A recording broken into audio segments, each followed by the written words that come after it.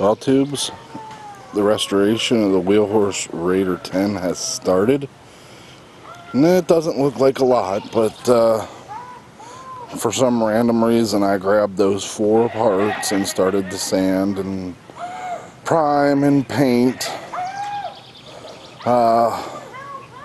They say a journey starts with first footstep. So what I've got here is the holder to the front end.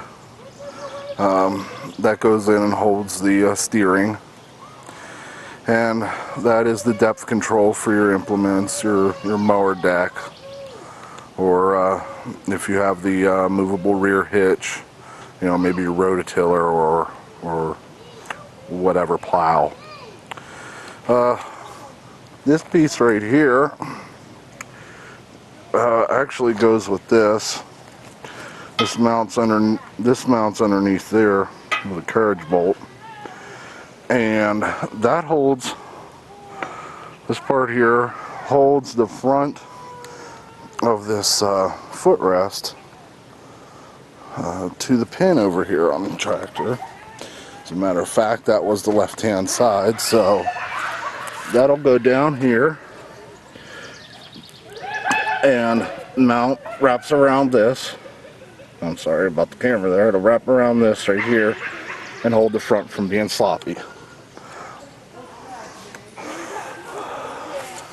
So we've got to start. I'm leaving the rear end, the rear tires on until I'm done with all the other parts, and then I will take it down to the frame, take the rear end, the brakes, and the dash riser there out and work on those. But in the meantime, if I have to move this for whatever reason, I can just pick up the front end, pop her in neutral there, pick up the front end, and just roll her wherever I want to go.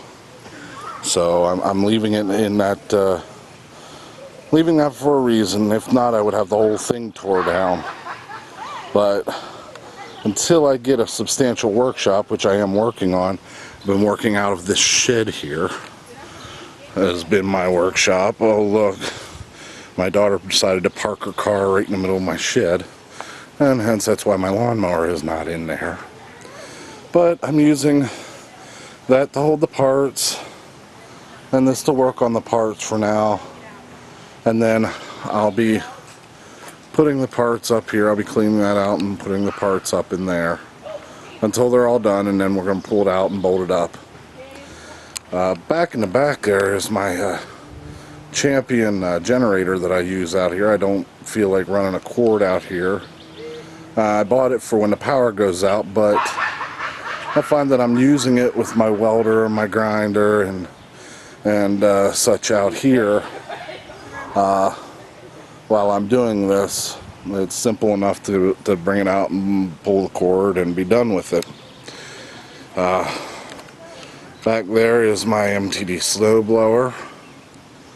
I'll be doing a valve job on that sometime this year. Maybe that'll be another project I'll put on here. And so this has been my workshop, very cramped and things everywhere until I get a substantial shop, which I'm in the middle of finishing up. But as of now, that was the quick update. Everything's under here, and I throw the tarp over it. It's a 40-plus-year-old tractor, and it's been in a barn for I don't know how long, so I figure I'll just leave the dirty parts and do the dirty stuff out here. Let another couple weeks or a month or so of it sitting out here in the elements under a tarp is not going to hurt that stuff.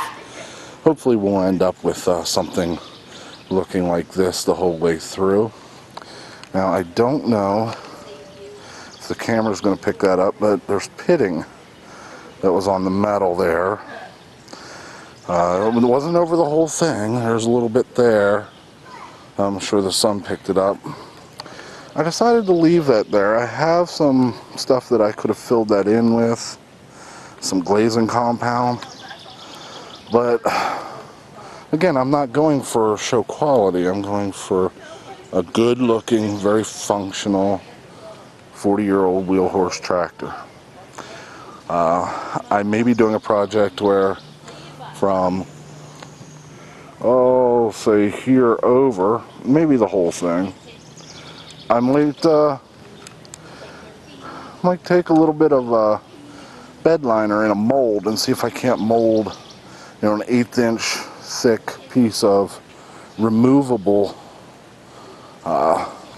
anti-slip out of it that I'll just punch down through the holes there. I'll put the holes in the mold, so it should have little nubs that stick down through there to keep it from sliding. Not sure, it's just a thought. We'll see where it goes from there. But that's it for now. We'll keep you updated on it, but I think we've got a good start going on here. Take our time and make it look nice. Talk to you later, tubes. Bye.